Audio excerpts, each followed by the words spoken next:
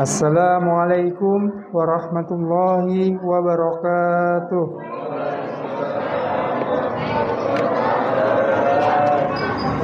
Alhamdulillah, wassalatu wassalamu ala Rasulillah wa ala alihi wa sahbihi wa mawalah.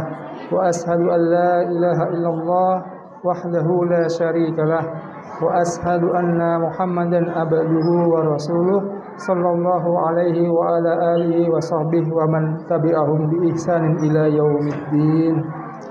Alhamdulillah, puji syukur kita haturkan kehadirat Allah Subhanahu wa taala.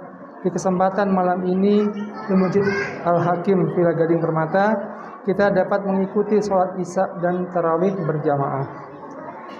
Pada kesempatan ini saya akan mengangkat tema amalan pamungkas di penghujung Ramadan. Kita sudah berada di hari yang keberapa ya Bapak Bu? Puasa ke-24, berarti malam Ramadan ke-25 ya. Semoga Allah Subhanahu wa taala memberikan kita kemudahan untuk bisa melakukan serangkaian aktivitas ibadah di penghujung Ramadan ini.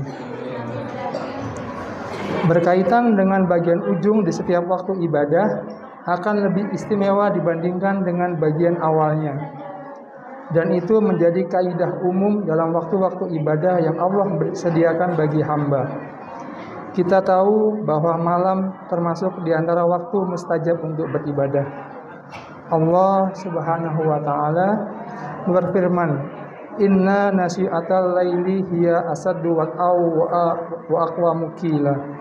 Sesungguhnya di waktu malam asadu wat'an itu memberikan pengaruh yang lebih kuat, wa aqwa mukila, dan lebih lurus ucapannya. Sehingga orang ketika waktu malam itu dalam kondisi tidak mengantuk, dia bisa merenung lebih maksimal dibandingkan di waktu siang. Karena itu bagi para ulama, gelapnya malam adalah kesempatan untuk bisa mendapatkan cahaya ilmu. Imam As-Syafi'i rahimahullah, beliau dalam waktu semalam biasa terbangun berkali-kali. Pengandaiannya seperti pasangan suami istri yang baru saja memiliki bayi yang baru lahir, yang sering menangis ketika waktu malam, yang membuat mereka sering terbangun di waktu malam untuk merawat bayinya, sehingga membuat ibu dan ayahnya mengeluh, mengantuk dan kecapean keesok paginya, padahal ayahnya harus berangkat bekerja dan sang ibu harus melakukan aktivitas rutinitas pada hari itu. Tapi bagi para ulama, terbangun di waktu malam itu hal biasa. Imam Al-Bukhari rata-rata dalam semalam 16 kali terbangun dalam tidurnya. Saat terbangun, beliau menulis, lalu kemudian tidur lagi. Terbangun lagi, menulis lagi, tidur lagi, dan kembali menulis lagi sampai kurang lebih 16 kali. Dan beliau tidak pernah mengeluh. Begitu juga ketika Imam As-Syafi'i terbangun, beliau menyalakan lampu, lalu beliau mulai menulis. Kemudian beliau matikan lampu, kemudian untuk istirahat lagi. Berkali-kali seperti itu sampai pembantunya harus berkali-kali pula menyiapkan perbekalan lampu minyak untuk Imam As-Syafi'i. Sampai pembantunya akhirnya bertanya, kenapa lampunya dinyalakan terus-menerus daripada berkali-kali nyala mati. Jawab beliau rahimahullah ta'ala, "Inna zulmatan laili ajala lil qalbi." Sesungguhnya pada gelapnya malam itu lebih terang bagi batin. Di tengah gelapnya malam, para ulama itu merenung. Mereka bisa mendapatkan kesimpulan ilmu yang lebih tajam dibandingkan suasana terang. Oleh karena itu, Allah Subhanahu wa taala jadikan waktu malam sebagai waktu yang mustajab untuk beribadah, dan bagian penghujungnya lebih istimewa karena terdapat nuzulur rahman. Allah Subhanahu wa taala mendekat kepada para hambanya di sepertiga malam terakhir, sebagaimana disebutkan dalam hadis riwayat Muslim. Demikian pula pada hari Jumat adalah waktu mustajab untuk ibadah, dan penghujung hari Jumat lebih afdol dibanding pada pagi harinya. Sehingga di waktu asar pada hari Jumat kita dianjurkan untuk memperbanyak doa, zikir, serta ibadah lainnya.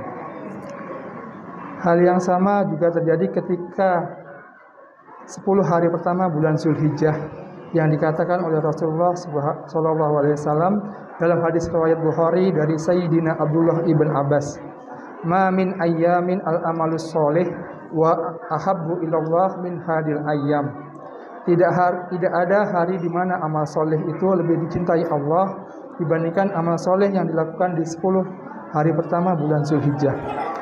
Dan dari 10 hari pertama Zulhijjah tersebut, puncaknya terdapat di tanggal 9 dan tanggal 10, yaitu pada wukuf Arafah dan hari Idul Adha. Dan hal yang sama juga berlaku di bulan Ramadan. Dalam rentang 1 bulan, hal yang paling afdal adalah di 10 hari terakhir Ramadan. Allah jadikan hari-hari yang paling istimewa tersebut karena di sana ada Lailatul Qadar yang khairun min alfi syahr, malam yang penuh keberkahan yang lebih mulia daripada 1000 bulan. Karena itulah perjuangan kita dalam beramal yang menentukan adalah bagian akhirnya. Rasulullah sallallahu alaihi wasallam memberikan isyarat, innamal a'malu bil khawatim. Sesungguhnya amal itu ditentukan oleh akhirnya. Kalau ujungnya maksimal, maka bagian awal dianggap baik dan akan berlaku sebaliknya. Dalam perlombaan, pemenang itu ditentukan oleh Bapak dan Ibu? Ditentukan oleh siapa yang juara di bagian akhirnya.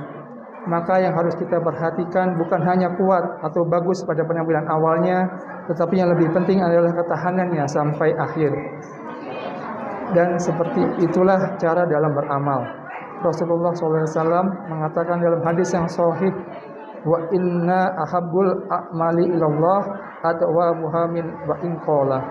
Sesungguhnya amal yang paling dicintai Allah adalah amal yang paling dawam, amal yang rutin dikerjakan meskipun sedikit. Sehingga kita diajarkan oleh syariat, jadilah muslim-muslimah yang mempunyai nilai ketahanan dibandingkan sebatas punya kekuatan, alias kita harus istiqomah sampai bagian akhir. Selanjutnya, amalan-amalan apa yang menjadi pamungkas yang bisa kita lakukan agar kita punya ketahanan tersebut? Amalan yang pertama, dan ini merupakan kunci keberhasilan seorang hamba ketika beribadah, adalah niat murni karena Allah Subhanahu wa taala. Kita memahami itu sebagaimana berulang-ulang kita melafalkan iyyaka na'budu wa iyyaka nasta'in. Hanya kepadamu ya Allah kami beribadah dan hanya kepadamu kami menyembah.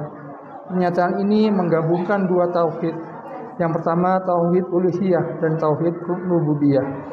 Tauhid uluhiyah adalah pengakuan kita bahwa kita ini hanya boleh beribadah kepada Allah, dan tauhid rububiyah adalah pengakuan kita bahwa kita ini diatur oleh Allah dan kita tidak akan bisa melakukan apapun kalau tidak ditolong oleh Allah.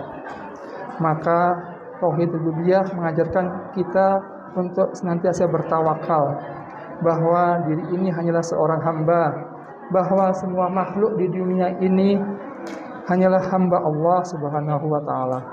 Karena itu, ketika seorang hamba ingin sukses, kata kunci yang harus dia miliki adalah ketergantungannya kepada Allah. Sehingga dia tidak menganggap dirinya hebat yang mampu untuk menyelesaikan persoalan hidupnya. Sebaliknya, dia merasa tidak akan sanggup kalau bukan mendapatkan pertolongan dari Allah. Di saat itulah dia berbuat taat sambil merasa fakir di hadapan Allah. Maka Allah akan memberikan pertolongan kepadanya, membukakan jalan kemudahan baginya, dan orang seperti itu tidak akan merasa ujub dan merasa riak dalam hatinya. Sehingga di penghujung Ramadan ini kita jangan merasa sudah terbiasa selama bertahun-tahun melewati Ramadan, kita kuat untuk itikaf, nggak pulang-pulang berhari-hari di masjid selama 10 hari terakhir, merasa sudah hebat, sudah hafal dalam melakukan ibadah sholat, mengaji, qiyamul lail, zikir dan sebagainya. Sehingga merasa di akhir Ramadan ini pun akan mudah bagi kita untuk menjalaninya. Akan tetapi, jadilah hamba-hamba yang tawadhu ketika beribadah. Merasa lemah, merasa tidak mampu menyelesaikan kalau bukan mendapat pertolongan dari Allah Subhanahu wa taala. Selanjutnya, amalan kedua adalah kita berbanyak memohon ampunan kepada Allah. Bagian akhir Ramadan sudah seharusnya kita jadikan sebagai kesempatan untuk melebur dosa. Kenapa demikian? Karena dalam kegiatan ibadah itu kita diajarkan untuk mengakhiri segala bentuk ketaatan dengan istighfar. Seperti saat selesai sholat kita beristighfar. Selesai pengajian kita diarahkan untuk membaca istighfar kafaratul majelis. Saat jamaah haji selesai wukuf di Arafah disyariatkan berbanyak istighfar dan sebagainya. Permohonan ampunan yang diajarkan Rasulullah SAW kepada ibunda Aisyah radhiyallahu anha, untuk melafalkan Allahumma innaka afuwun tuhibbul afwa fa'fu anni. Allahumma innaka afuwun tuhibbul afwa fa'fu anni. Ya Allah, Engkau adalah zat yang maha pemaaf dan Engkau suka memaafkan, maka maafkanlah aku. Salah satu di antara target kita adalah hadis riwayat Ahmad dari Sayyidina Jabir radhiyallahu anhu, di mana Rasulullah pernah turun dari mimbar lalu beliau mengucapkan amin, amin, amin. Kemudian para sahabat bertanya, wahai Nabi, kenapa engkau mengucapkan amin 3 kali padahal sedang tidak berdoa? Ada gerangan apa ya Rasulullah?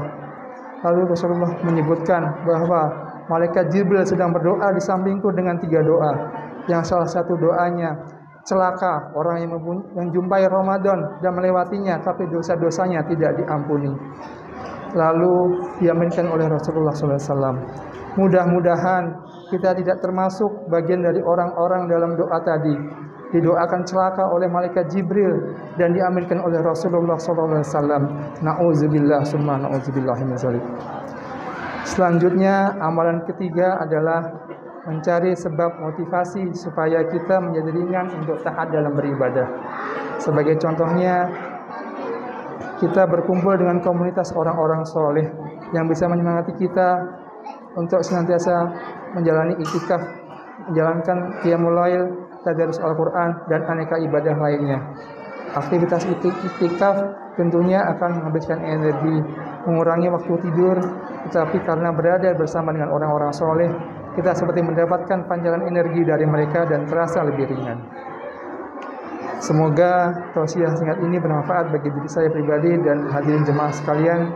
Semoga Allah Subhanahu wa taala mengampuni dosa-dosa kita, mengabulkan doa-doa kita, dan menerima amal ibadah kita dan menutup usia kita dalam keadaan husnul khatimah.